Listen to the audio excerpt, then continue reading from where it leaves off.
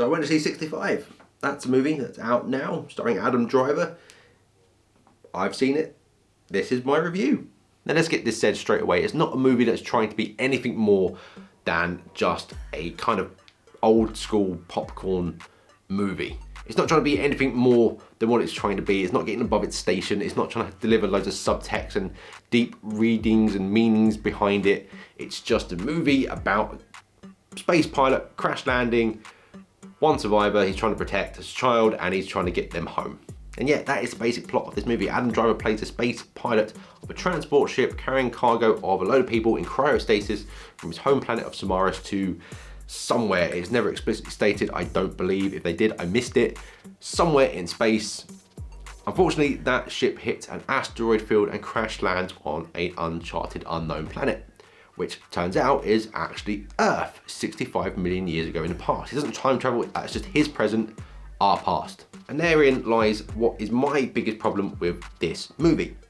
Now, I'm not saying that the twist that they could have gone for would have been on the same level as like The Sixth Sense or the end of Planet of the Apes, where Charlton Heston discovers it was Earth all along. Oh my God, I was wrong. It was Earth all along. But you could have had a pretty good twist from it. The problem is, the film and the marketing just give away everything right at the beginning. You already know that this is Earth 65 million years in the past because the trailers, the posters, all the marketing tells you. And the movie itself gives it away right at the beginning. There's a big graphic on the screen saying this is Earth 65 million years in the past. There's other planets and other civilizations out there. Why tell us that right at the beginning? You could have had a big kind of twist where, oh wow, this is actually Earth. But no, we already know that. So why are we watching it?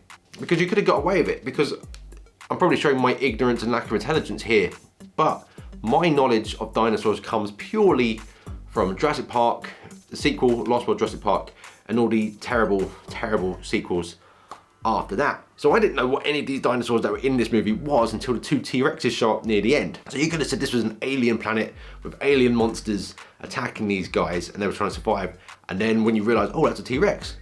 Is this Earth? I'd have been like, oh, that would have made it a bit more memorable for me. However, that was just kind of taken away, I guess. And it felt like to me that it was just studios getting involved saying, oh, I don't think people are going to get this, so we need to let them know. As someone who went through the 90s and the early 2000s where studios would not believe that audiences were intelligent enough to work things out on their own, so they had to spoon feed everything, it kind of felt like that. But I also think this movie would have worked more if it was released like in the 90s or the early 2000s, because now we've got everything where everything has to be a shared universe, or it's part of something bigger. There's something new that comes along. It's going to be measured against that, and it's hard for now for new stuff to be successful. I guess that's more of a comment on us as an audience and consumers. This isn't the place for that kind of stuff right now. It's a discussion for another day. Things that I liked about this movie though, Adam Driver was really good as always. I don't think there's ever been a bad Adam Driver performance. Ariana Greenblatt as Koa, the little girl in the movie, she was also really good. I apologize, I've completely drawn a blank on the name of the actress who plays Adam Driver's daughter in flashback scenes, but she was also very good. I'll try and remember her name, maybe I'll put it on there through editing. Probably won't, I'm a bit lazy. Effects work was also really good for pretty much 95% of the movie. The dinosaurs look great, the weapons, someone does like a good spaceship design. His ship looked really cool as well. Space, the scenery looked good right up until that last sort of 5% where it felt like they'd blown all their time and money on the effects for the rest of the movie, and there's some obvious green screen backgrounds going on, like they just copied and pasted some backgrounds on there. Like I said, it was a bit jarring considering the rest of the movie, the effects were really good, but the CG background design on that last bit, not so much. But I guess I can forgive that. It's not the end of the world. Effects are effects, it's hard work, it's not easy to do. If it was, I'd be doing it. But again, I'm lazy. But bizarrely, the biggest takeaway I have from this is it seems to be Adam Driver breathes a lot. Now, I know it's a bit weird to say about a human because that's one of our basic functions we need to do to, exist. But he does breathe a lot of heavy breathing. Now, Adam Driver's character is supposed to be the space pilot trained to weapon use.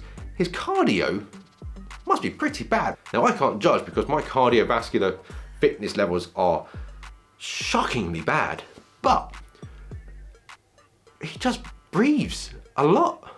But the real question is this a good movie? My measurement for that is, would I go out of my way to watch it again, as we all know? So, probably not. You know, I didn't walk out of it thinking I have to go and see this again immediately. Would I watch it again if it was on TV?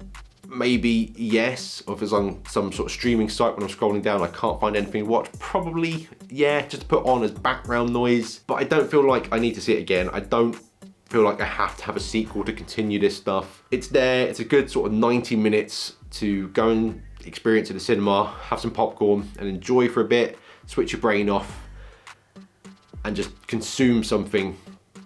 But currently there is better stuff out there to go and watch. I'm not saying completely dismiss it. If you do watch it, you might enjoy it. If you don't watch it, your life will not be better or worse for missing it.